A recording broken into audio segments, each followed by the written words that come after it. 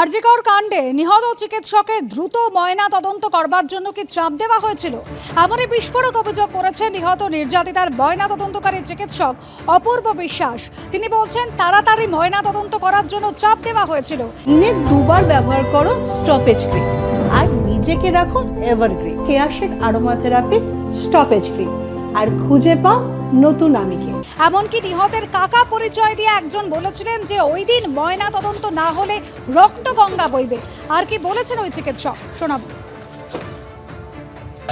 Post-mortem করার জন্য মেয়ের কাকা পরিচয় একজন ছিল, যে বলেছিল ওই দিনকে পোস্টমর্টম না হলে রক্ত গঙ্গা বইয়ে দেবে।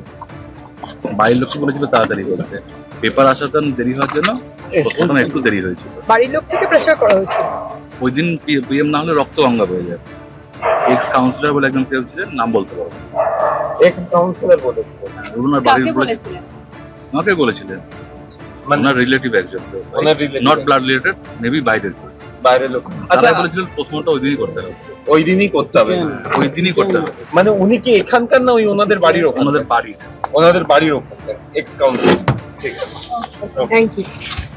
আমি তো এটা তদন্তকারী সংস্থাকেই বলবো, আমি নিজেই বলবো, কারণ এই যে মিথ্যে কথা ক্রমাগত চালানো হচ্ছে, আমি ওনাকে যে বলবো, ওনাকে তো আমি চিনতাম না, কে পোস্টমর্টম করবেন বা কে ফরেন্সিক, আর তাড়াহুড়োটা আমি করার কে? হাজার হাজার ওখানে স্টুডেন্ট ছিল, পুলিশ ছিল, ডাক্তার ছিল, তারা ওখান থেকে ভরছে, আমি বাবা মায়ের সাথে ছিলাম। তাড়াহুড়ো যদি হতো তাহলে কি সেই 6:30টার পরে পোস্টমর্টম হতো? 6:30টার পরে যে পোস্টমর্টমটা হলো, যে পারমিশন গুলো আসলো, সেগুলো কি আমি করালাম? এতটাই ক্ষমতা আমার? পাশে থেকেছে, একটা সব টার্গেট করে ভেঙে দেওয়া হচ্ছে।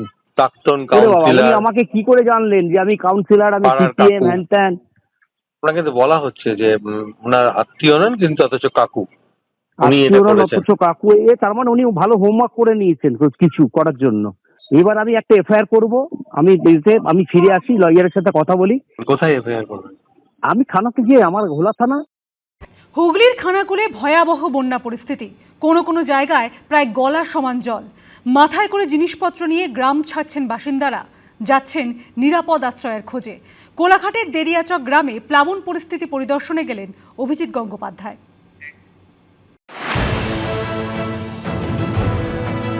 পুজোর মুখে ভাসছে রাজ্যের একাধিক জেলা। ডিভিসি জল ছাড়া আপাতত বন্ধ করলেও এখনো বহু জায়গাতেই জল জমে। তার উপরে নিম্নচাপের ভ্রুকুটিতে বাড়ছে বিপদ। খানাকুলের বিস্তীর্ণ এলাকা এখনো জলের তলায়, কোমর নয় কাঁধ অব্দি জল।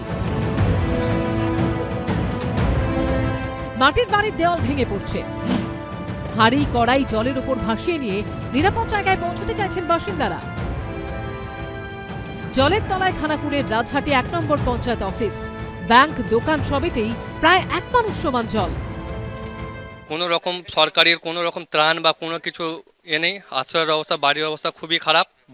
আমার বাড়ির ভেতরে 1 বুক জল। বাড়ির ছাদে আছে তিরপল, সরকার থেকে একটা তিরপলও দেয়নি। এখন বাজার করতে গিয়েছিলাম, হ্যাঁ হেঁটে হেঁটে গিয়েছিলাম, কোনো সরকারি কোনো রকম ব্যবস্থা নেই। আস্তে আস্তে জল কমতে শুরু করলেও এখনো খানাকুলের বিস্তীর্ণ এলাকা এখনো প্লাবিত হয়ে রয়েছে। খানাকুলের ধাননগরী, মারোখানা, পানশিউলি, বন্দর, গড়েরঘাট সহ বিস্তীর্ণ এলাকা এখনো কিন্তু জল ঢুকে রয়েছে। প্রায় 4 দিন বন্যা হয়ে গেছে, প্রশাসনের তরফ থেকে কোনো রকম সহযোগিতা পাচ্ছি না।